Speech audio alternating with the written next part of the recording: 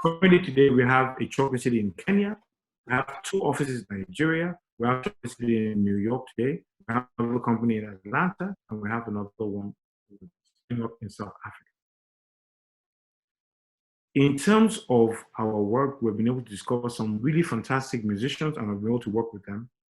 And just last year, we signed a multi-million-dollar deal with Warner Music, which is the biggest, one of the 3 biggest record labels in the whole world, right?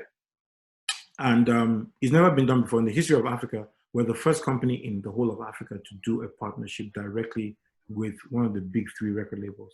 Any other thing that you're seeing with those labels in Africa is either they're coming to set up their own office. But in our case, they decided that it was best to partner, right? Not to set up a thing, but partner with us because we're the right guys to go with. So I want you to ponder on some points. Number 1, if you don't have big ideas, if you don't have big money, you must have big ideas, right? Correct. You must be very creative. Number 2, your ideas must solve a problem or anticipate future problems and prefer solutions. So we're in COVID times. Post-COVID, what would the world look like? What would the world need post-COVID? And what is the solution you can provide? People are now creating, I'll show you something. I just got this. I don't know if you guys are seeing these things, these masks. Yeah. They're using Ankara to do these things now. Mm-hmm. Yeah. Somebody is thinking. In Lagos, somebody just gave a contract for 5 million of these masks. The state government has given to 2 fashion designers. Wow. If that 5 million masks is 20 naira a pop, how much money have they made? But somebody was thinking. Somebody saw. In Kaduna now, they're saying that they have 35 COVID patients. It's going to get to much more than that. Trust me. Isn't it time for somebody from Startup Grind to go and do a proposal? Or you guys come together and set a proposal to produce 20,000 masks every week and let the government supply or partner with somebody to fund this thing. That way, people will be engaged sewing, they're making money, and you're saving lives at the same time. Mm-hmm. Because the beauty of these masks is that you can wash them and use them again. Okay. While the other white one, you cannot use them more than once or two times. Number 3, innovation, creativity, ideas, and proper execution of the ideas are the difference between successful companies and not so successful ones. Let me tell you guys something. Do you know that statistically, it's been found that companies that have co-founders and partners are more likely to succeed than one-man businesses.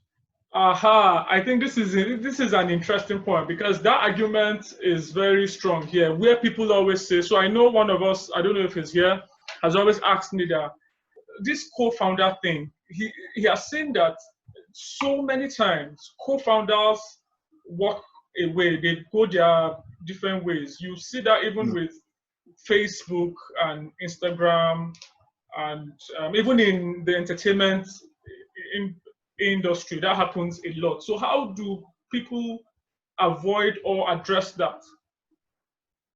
If we go by these statistics, how then do we maintain that partnership? It was something I was going to ask you because it's something that has come up time and again. It's always coming up. So what I think we should do is that when I finish, then let's get questions, right? Yeah, questions are already coming in. Coming up. So let me finish this. Then I can come back to address the issue. So I can just get rid of this and then we can now face. I think that's the most important thing for you guys. And ask it. I'm here to get answers to your questions. And I can't solve everything out here. Yeah. So again, I said in today's world, astute companies and individuals must hunt for new ideas continuously and relentlessly. Then they need to work to understand that almost always, the more ideas you can work with, the better you have. So you need a bigger idea pool. And sometimes it won't come here. That's why the word brainstorming comes from. Different brainstorming. Because 2 heads are better than one, always. 2 heads are better than one. And then, in fact, the more minds you can engage in the hunt for new ideas, the better. That become part of our professional mantra.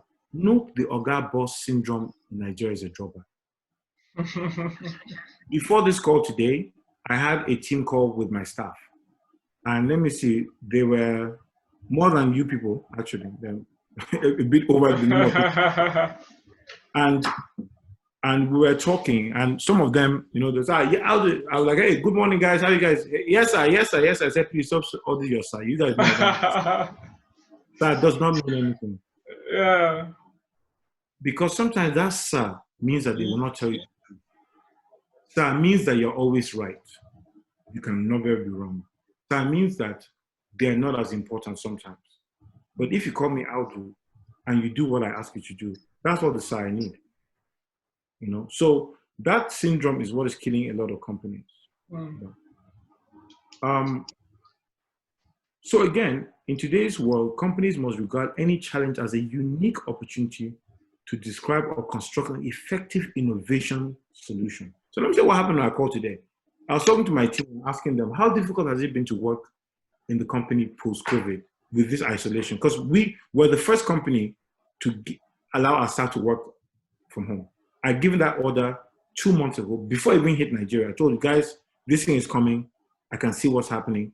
So let's begin to move to online, have a we use Trello to help manage our activities so that I don't want any of my staff to die of COVID because of work. Everybody work from home. So I was doing a review to find out how it's been. And many of them were like, well, you know what? We actually found that we're doing much more work now. The work may be longer, but we feel, because one of my staff said, I wake up and instead of traveling 1.5 hours to go to the office, my office is next to me. I take a shower, I dress up and I start work. Yeah. So what we're trying to figure out in the company today is how we have 2 offices, not 3 offices. Maybe we don't use 2 offices, maybe just in 1 office, money of rent. And people work at home sometimes and come to the office for work sometimes. You know what I'm saying? So I'm trying to innovate and change the way we're working because we need to move with the times. We're creators, remember. We have to be on top of things. And then let me just move further on. The last point I want to make actually is the question of the pie. And this is the core of the message. And let me show you examples of the pie. Do you guys hear about Ted Riley and Babyface challenge? Ted Riley. Yeah, do you guys hear about the challenge? The Instagram that they broke Instagram. You guys, they were doing a battle between them, right? Of who has got better songs, who produced the best songs between Ted Riley and Babyface. It was so heavy that the internet shut down. They could not, the traffic from the world was so much that they could not. Now, what is interesting is what this, and let me show you very quickly. I was doing a Google search and just to show you what the outcome was. Somebody like Ted Riley, okay, now, I don't think I have it here. Okay. Well, they said that Ted Riley gained almost 700,000 followers because of this platform. Wow. And streams increased by 810%. All of them gained at least 700,000 followers, both of them, because they collaborated to do a battle. That's the power of collaboration, not competition. So imagine Ted Riley did his own thing and D1 did his own thing. The numbers would have been much less. Yeah. But what happens is when you collaborate, you bring together 2 audiences, 2 fans, 2 different worlds together, and it's more powerful. Have you guys heard about Access Bank taking over Diamond Bank? Very well. Do you know that Access Bank and Diamond Banks were the biggest competitors in the world? You know that, right? They are big competitors. They are quite similar. If you look at how the banks are, they're very modern banks, they're young banks, they're fresh, and they target people like you guys. Yeah. What led to them merging is because they knew that together they could make more money by merging their resources and forgetting their egos and becoming one. And this is the example of what I was referring to here when I said the pie. Increased productivity and efficiency in many cases are greatly increased by co-creation and ideation. Remember, when I say co-creation, I'm talking about partnerships. Yeah. So let me explain to you the principle of what the pie is. If as CEO, chairman of Audu Maikori company, right? My pie is this big. Corporation, my pie is this big. And this 10%. Which do you prefer? 100% of this or 10% or this 10%, which is this size? 10%, definitely. 10%. So if this is so, why aren't we trying to create bigger enterprises? Why does everybody want to be CEO, founder of a company by himself? Why don't you want to be co-founder? Why don't you think, and I'll give you a simple business example that will help you understand why partnerships must work and you have no choice about partnership. Is that, do you know that Instagram is owned by Facebook, Abi? Yeah. I know that WhatsApp is owned by Facebook. Yeah. Was Facebook not doing okay without Instagram and WhatsApp? Very okay. They were doing very well. They were. So why did they acquire WhatsApp and Instagram? Because they could actually do better. Because they could grow the market, grow a bigger pie. Yes. The pie is not a percentage, it's the size. Mm. The problem is that we're focused on percentage, not the actual size that comes to us. So that's why you're worried about being CEO of Nathaniel Baxi Company or Abdul and Sons, because you want to be Oga and chairman and nobody can tell you rubbish. Mm. But what you need is a company that three of you are arguing every day, not agreeing, and there's no real Oga sometimes, and there's an Oga sometimes. But your ego takes a back seat. But you're contributing what you're great at. And together you're bringing a size that's much bigger. That's why Instagram decided to do a deal with Facebook, and they've grown a bigger platform today. If Diamond Bank and Access Bank, which are worth hundreds of millions of dollars, can come and merge, my brother and my sister, who are you? How much is your business? Which of you has a business worth up to $50 million here? Put up your hand. In the future. No, right now. Okay, $40 million. Anybody? 30 million? It's coming down. $30 million. I want to see your please, because the people are hiding their money here. Let's know the people that are hiding. Abi, come out. Anybody? Maybe Leslie. Let's like this, Abi. For we're coming up. So guys, understand what I'm trying to say.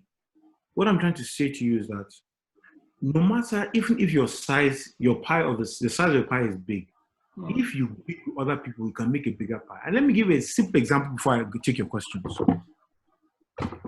Audu wants to start a company, right? In that company, I want to give legal advice. Abi? Mm. Leslie is an accountant. No, let me use Excel. So Excel is an account. I don't know if Excel is female or not. So let me use female. No, can't have another guy, please. That's So I think I saw Amina, I saw Fatima. Yeah. So Amina wants to start her company, right? She wants to sell jewelry, right? And Fatima wants to sell makeup, right? Amina's rent is 500,000 for a two-room office. Fatima's rent is 500,000 for a two-room. Sorry, there's somebody's microphone that's open. Yeah, please mute your mics. Please mute your mics. Yeah. Thank you. So the only people I want to hear from is Fatima and Amina, because there are business people here, you know. So Fatima actually just needs one room, but the only office you can get is 500K and it's 2 rooms, Abi? And Amina also needs only one room, but the only office you can find is 500K. What if Fatima and Amina say, you know what? Let's open a fashion and a beauty salon, right? One part is fashion, one part is beauty and jewelry, sorry. One is jewelry, one is beauty, right? Yeah. The rent is still 500K. Amina needs to just take 250,000. Fatima should take 250,000. They'll pay their rent. And they have saved what? 250,000 each. So they need to buy a generator. Generator is 300,000 naira. If each of them had an office, they would have to spend money buying 2 different generators of 300,000 each. But if they bring 150K, they can buy that same generator and it's sufficient for their businesses. But let me tell you the other more important thing is that a person who comes to do her makeup may want to even get jewelry to go for a party. Abi?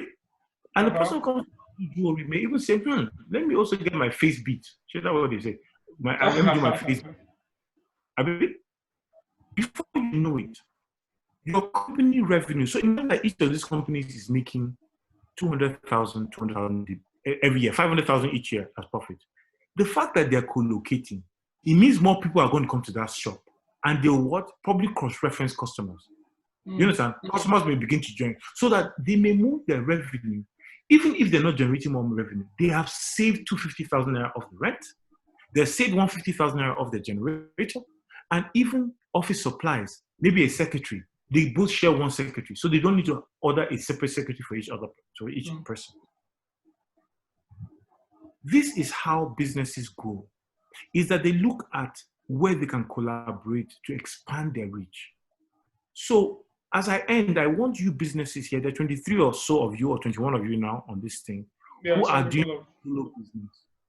What if you guys collaborated and created one business?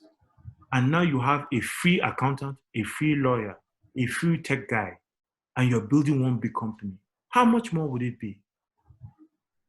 Finally speaking, because of my partnership, excuse me. Sorry. I have not been active in Nigeria for the past 2 years or so, but my partners have kept on running my business.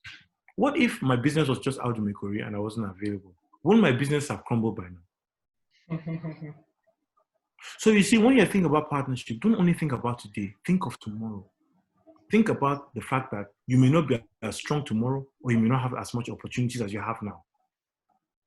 So the best thing to do is ensure that you get your legal work right, put together a good partnership document, talk with your partner regularly, update yourselves on what is going on with what you're doing. But trust me, the longest lasting business are partnerships, and very rarely is it about a sole proprietor. Very rare. And with that, I think I've just ended my presentation. And wow. I'm happy to you guys. Yeah, this is actually eye-opening and interesting. Businesses that are built to last obviously depend on partnerships. I read the book Built to last month or so, and everything you said is actually captured in that book. So questions are already coming up. I think I've sent one to you. Another one that was there before that I can't find again was talking about from a legal perspective. So someone wanted to find out if your background in law has helped you in business. And of course, I would want to assume that too, because partnerships will require that some documents are signed, the boundaries are known, everybody understands his or her role. Another one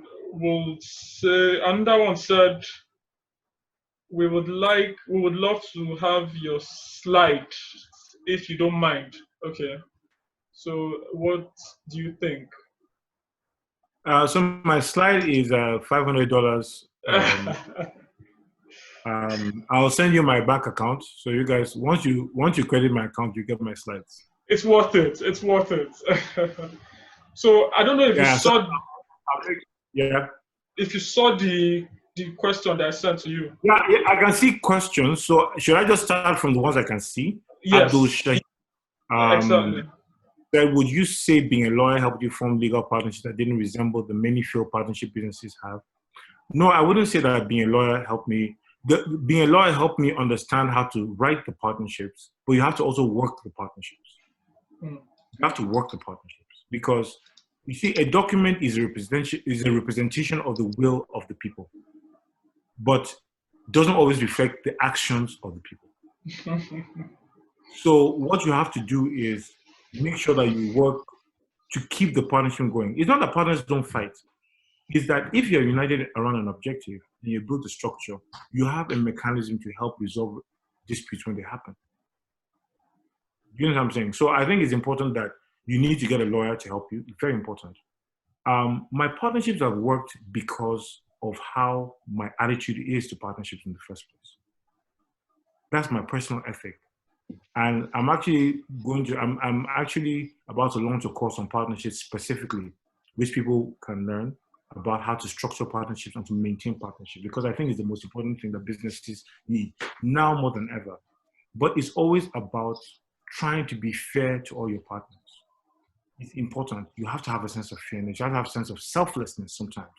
Sometimes you have to set boundaries. Sometimes you have to relax boundaries.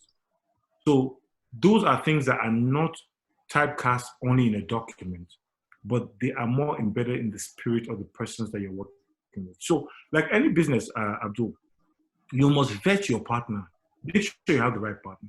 Don't go and do partnership with a crook and then say that you expect him to keep his word. He will not keep his word because he's a partner. He's a crook. The same way you vet your girlfriend, your wife, or your husband, or your spouse, it's the same way you must vet your partner because you're going to a marriage. And like any marriage, you need a divorce to get out of that relationship. So it's not to be taken lightly, but it must be done if you really want to expand your growth. Secondly, on joint businesses, you find situations where other partners or co-founders put in little or no effort in driving the business organization. One or a few persons end up striving to keep the dream. Despite several wake-up calls, no adjustments are made. How can situations be addressed? Fantastic question. And I'll tell you what, in the first 10 or so years of Chocolate City, I was one who did most of the work. That's the truth. I did most of the work above my partners. Right? And that was saying is your mindset. And whether it came to even asking contributions, I actually put more than my partners. That's a fact. But my mindset is not about, and I'm saying that you must think of today, tomorrow, and the future, right? And the future is that I might not be in a position to do the same thing as I was 2 years ago, right? But the minute that it came to all my partners pay critical, please note what I'm saying. I'm not saying they didn't. I'm saying that in terms of the amount of work that was put, I was full-time. I was the one doing most of the full-time work, right? And I made a lot of sacrifices as well. But in their different times, we're in business for 15 years now, they have all put in sacrifices that I wasn't around. There are times that there's no money, it's Yahya that pays the money and makes that happen. There are times that nothing happening, it's Paul. You know what I'm saying? Right now, I've not been around. It's Paul that runs the day-to-day business, right? I'm involved, but I'm not as heavily involved as he is now. So what if I said at that time, oh, because I'm the one doing everything, let me, you guys get out. What would happen?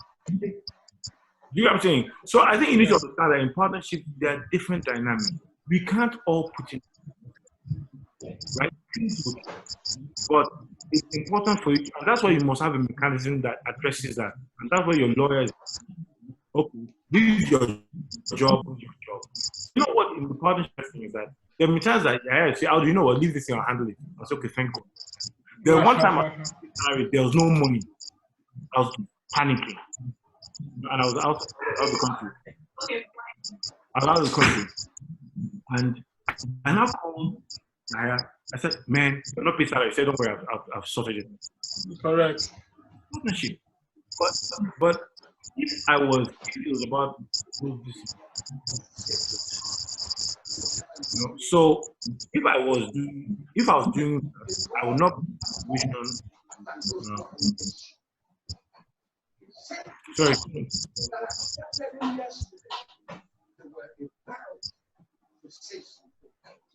Please, you can mute your mic if you are not talking. Yeah, sorry. Okay, no wahala. Yeah, so then the next question, it's been nice to hear from you. We would love to have you. This is one I don't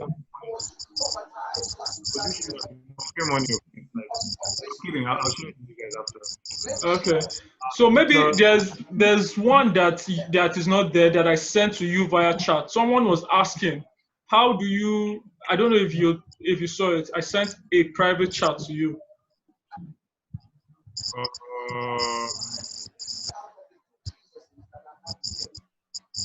It was something about how exactly. So someone asked that. Man, that's a difficult question. So that's why I actually wanted you to see. It's a very big question. Like saying, how do I Please, guys, if you are not talking, mute your mic. Let me. Okay. Maybe the noise is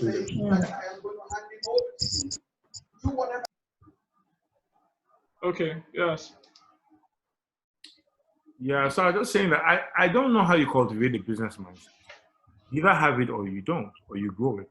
I don't have it. Honestly, I don't know how to answer the question because um, it's sometimes it's nurture. Sometimes you grow up and see people doing it.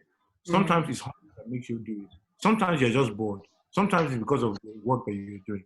But the mindset is something that you have to cultivate if you want it. But I Go for think it. it would go back to the fact that you said that we should always look for opportunities to actually create solutions. Because I know people who have said, see, I've tried businesses different times. As in, I'm not just a business person. But I want to believe if we look at it from the angle that you actually said, always look for a problem to solve, be a solution provider, then you can create a business out of it. Yeah.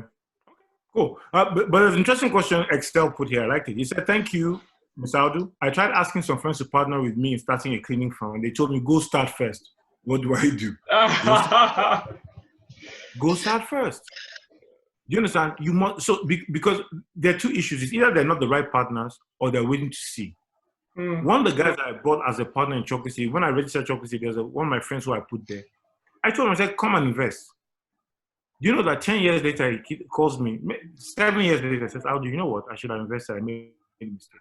I didn't see where you're going. Right? I admire what you guys have done. I wish I'd seen it at that time. I didn't see it.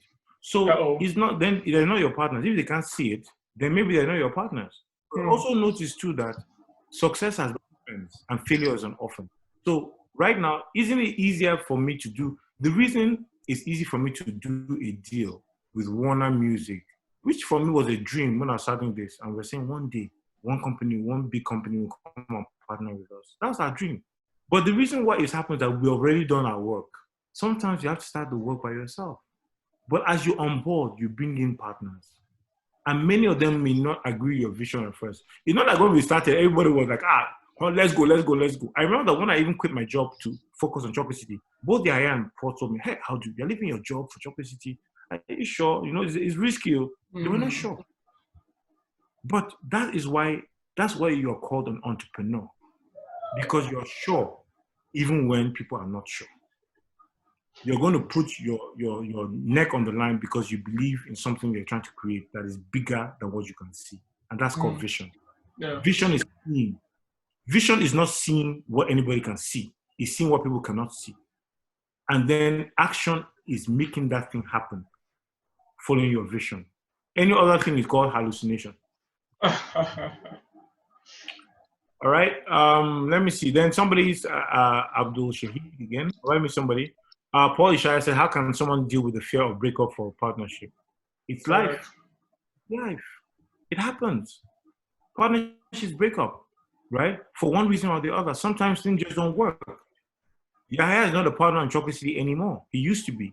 We used to even partner on a law firm together. He's not on Chocolate City anymore. And what happened was simply that we got to a point whereby he could not focus on what he was doing, right? And he had so many other things that were drawing his attention, and he couldn't. So we had a conversation, we agreed, and he left. It hasn't stopped anything. Yeah. Partnerships is not a death sentence. Things change. Somebody may wake up tomorrow and say, you know what, I don't like hearing music anymore, so I don't want to work in music business. What are you going to do? Force him? No. If somebody wakes up tomorrow and says, I cut off my leg, I cut my hand while I was in the farm. I don't want to be a farmer anymore. Will you force me to be in the farm? You can't. And that's why you have to create a mechanism for communication and legal documentation. Because our communication with Yahya was good, was such that we said, okay, you know what? This is not working for me. I told them that, like, even the law firm, I couldn't do the law firm as well anymore. Because I have so many things going on. After a while, you see that you can't even concentrate anymore.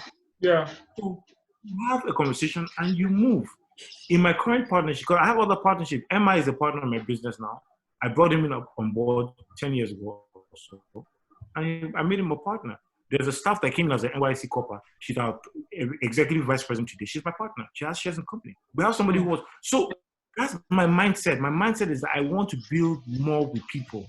And yes, there are risks, and I've suffered some disappointment. But that won't stop me from building something that's bigger than me. You see, if your vision is something you can see, then it's not a vision, it's a mission. A vision is something you cannot see. Bigger. And it's something that's bigger than you. people to work with you, get you there. Startup grind is somebody's vision.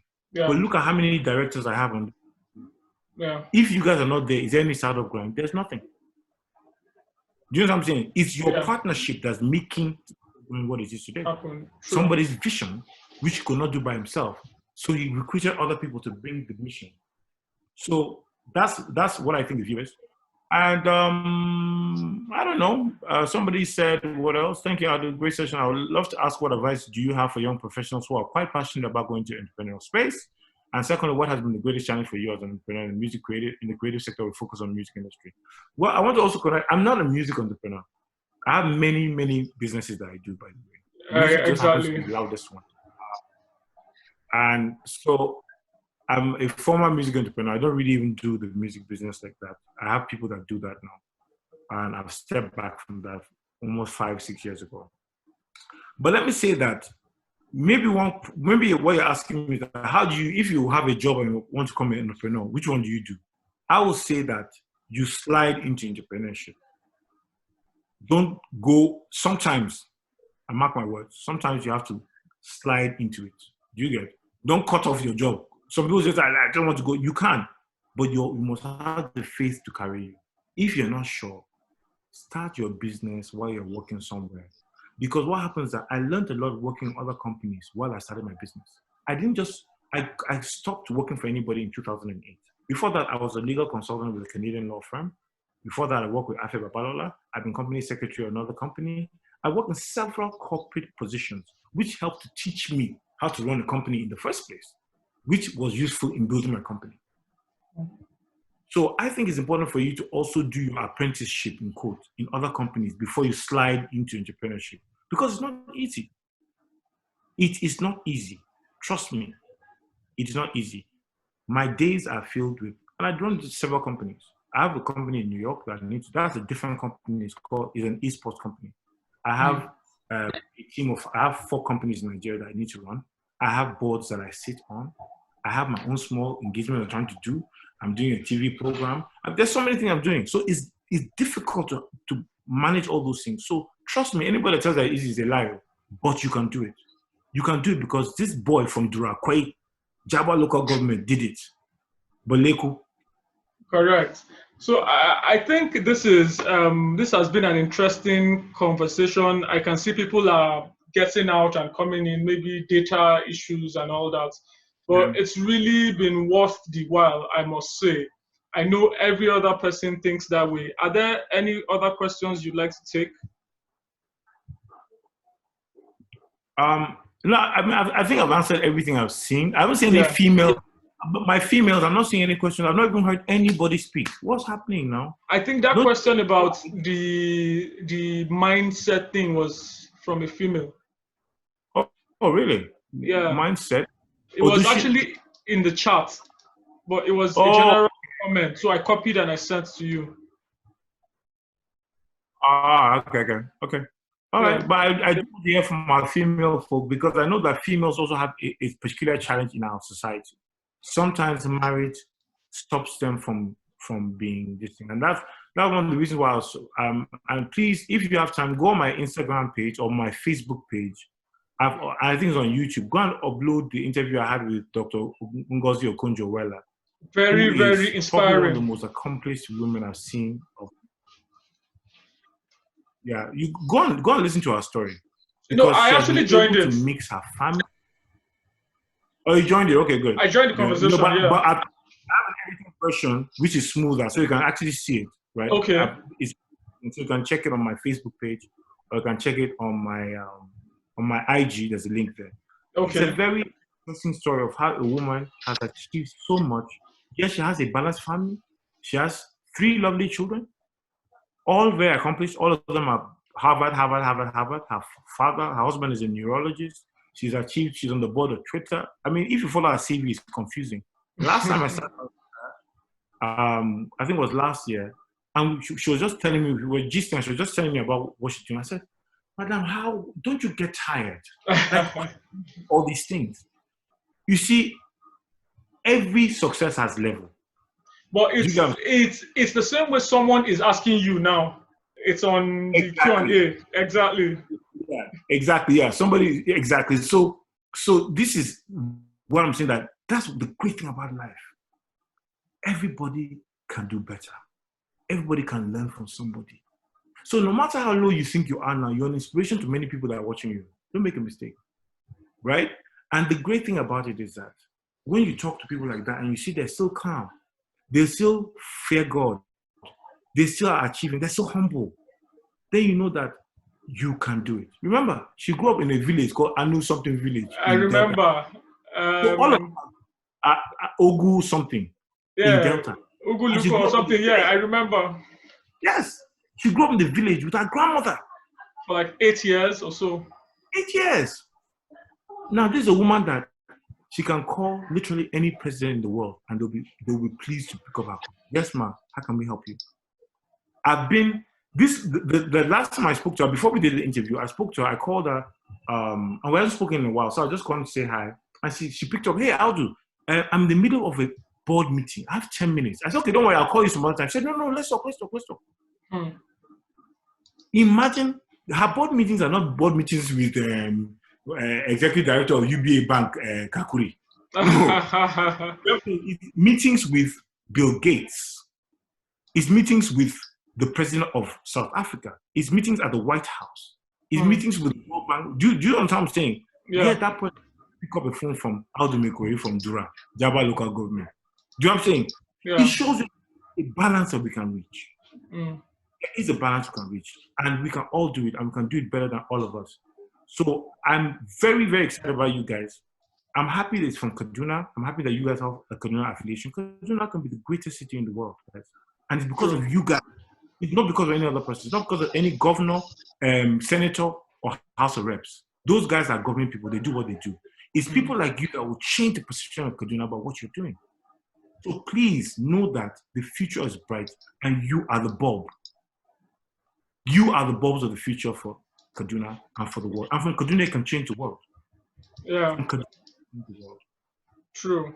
So I think this will be the last question because we actually said 1 hour. Interestingly, we always like when we say 1 hour and see 2 hours. It means there's value. So 2 hours.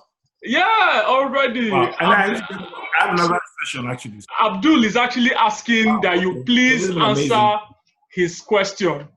Abdul Shahid is asking that you please answer his question, and I think that will be the last question. We'll take a group picture and we'll be on our way.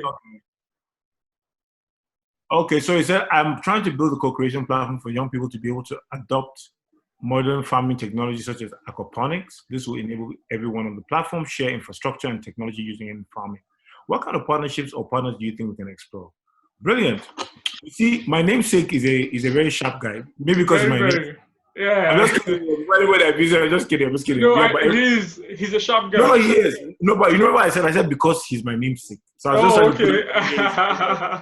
Yeah, so I'm just kidding. But yeah, but I every question here, you guys have asked some very hard questions, and you can see I'm sweating. I don't know if you guys can see. So the questions are very hot. We appreciate you. I think that what you need to do is look for a partner, and depending on what you have. So you are using tech. You need a farmer. You need somebody in the farm space.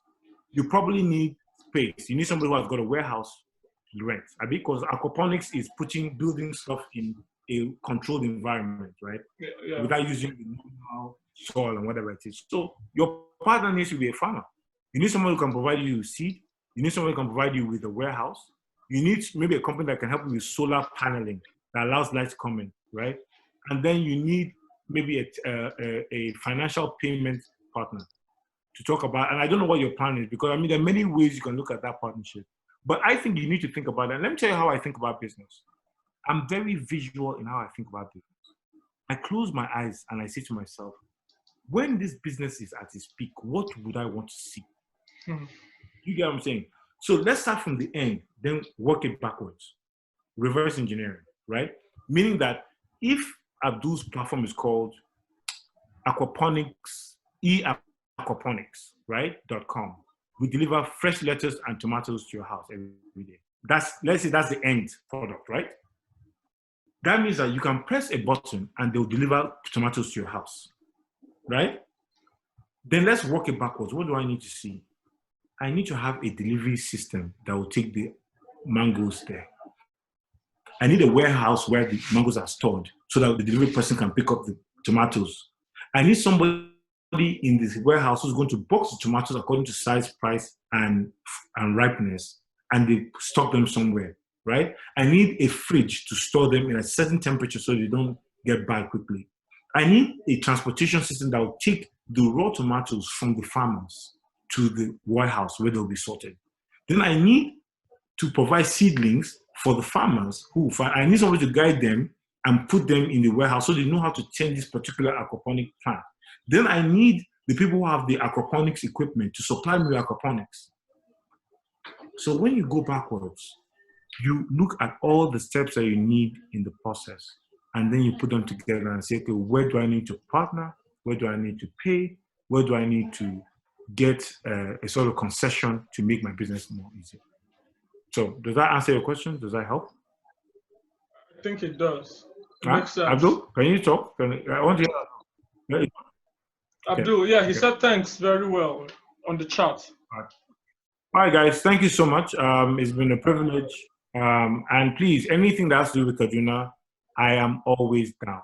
And I'll also be happy to bring people for you as well. I want to also invite other people to come and talk to you guys, to encourage you in this great journey, and so that we can make Kaduna great.